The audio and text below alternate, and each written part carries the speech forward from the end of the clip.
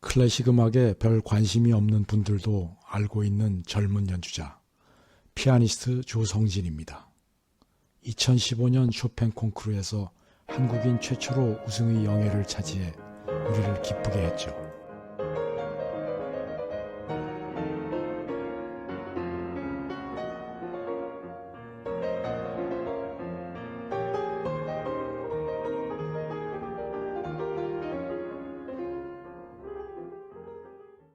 그런데 2015년 쇼팽 콩쿠르의 결선이 끝난 후 많은 사람들을 의아하게 한 사건이 하나 있었습니다.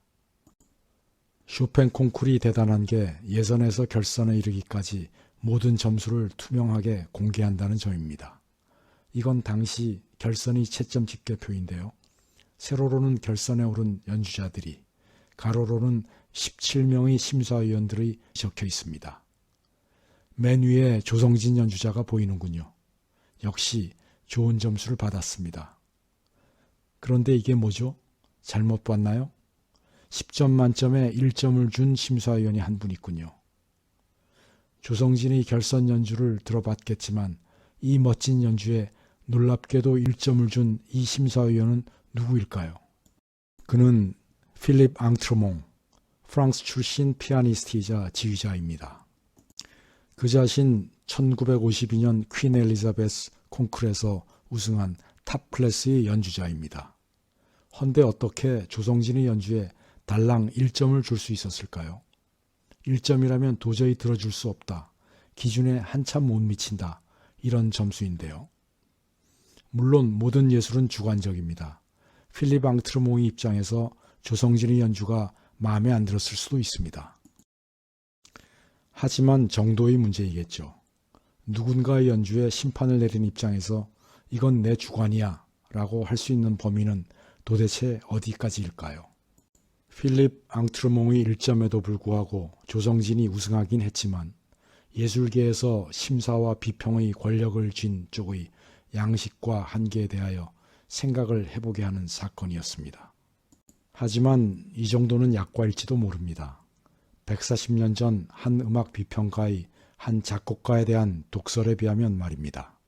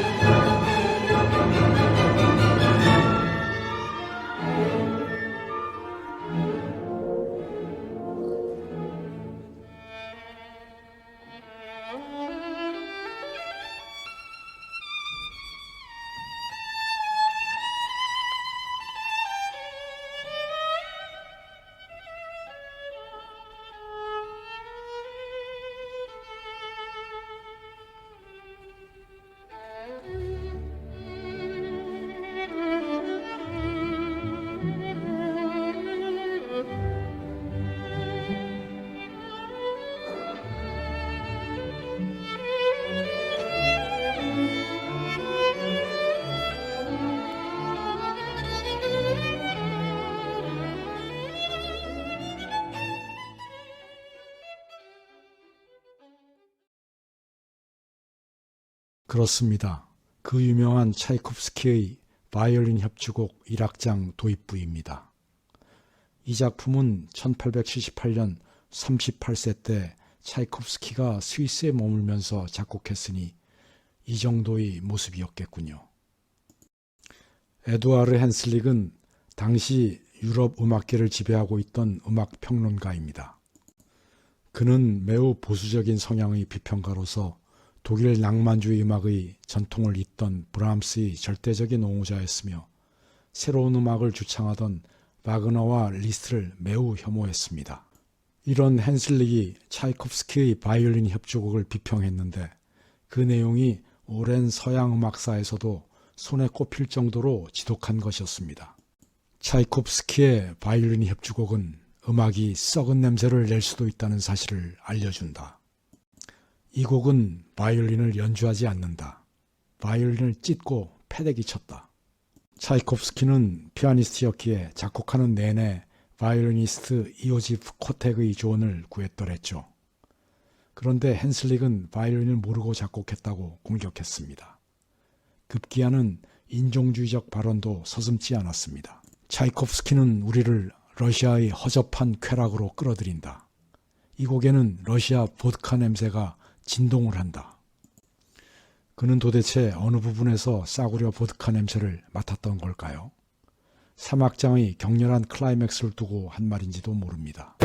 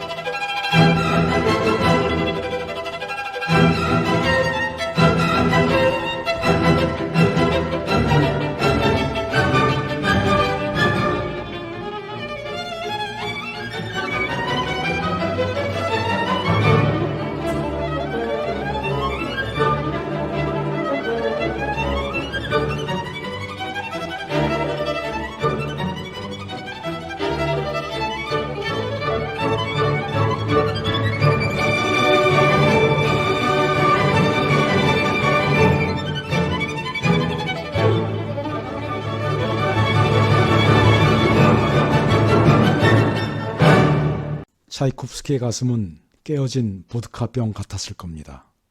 헨슬릭의 비평은 폭력이었습니다.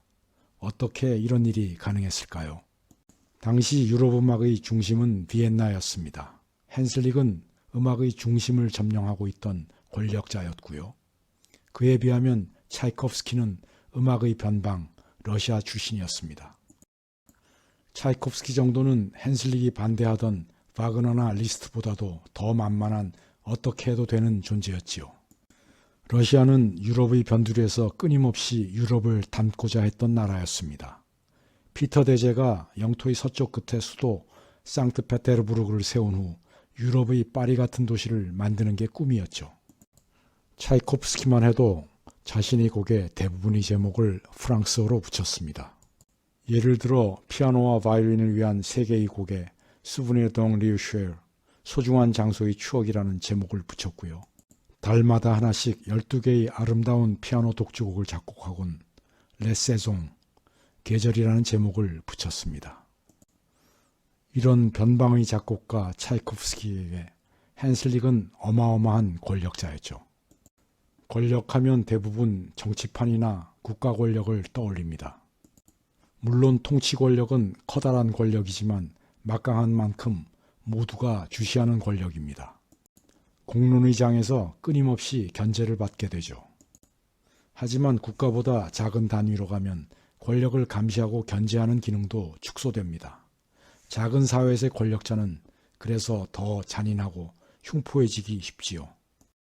예술계나 체육계 같은 작은 사회에서의 권력은 쉽게 폭력이 됩니다. 좁고 빤한 판에서 살아남기 위해서 더 쉽게 폭력에 굴복하기 때문이죠. 헨슬릭과 차이콥스키는 그런 갑과 을의 관계였을 겁니다. 하지만 세월은 그 관계를 역전시켰습니다. 지금 헨슬릭을 기억하는 사람은 많지 않지만 차이콥스키의 바이올린 협주곡은 모든 세계인이 사랑하는 명곡이 되어 있죠. 이게 예술의 힘입니다.